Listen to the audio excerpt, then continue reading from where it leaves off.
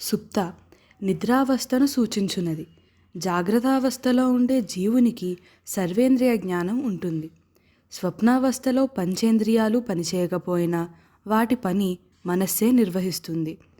ప్రస్తుతం చెప్పబడే సుషుప్తి అవస్థలో మనస్సు, బుద్ధి రెండూ కూడా పనిచేయవు.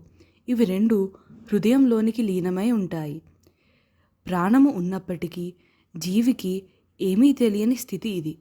ఏమీ తెలియదని అనుకున్నా ఆనంద స్పర్శ మాత్రం ఉంటుంది. ఆ నిద్ర ఆనంద అనుభూతి అనిర్వచనీయమైనది. కాబట్టి గాఢ నిద్ర ఇలా ఉంటుంది అని చెప్పలేము. జీవప్రజ్ఞ సర్వేశ్వర ప్రజ్ఞతో కలిసి ఉండే తాత్కాలిక వ్యక్తిగత ప్రళయాన్ని సూచించే స్థితి ఇది.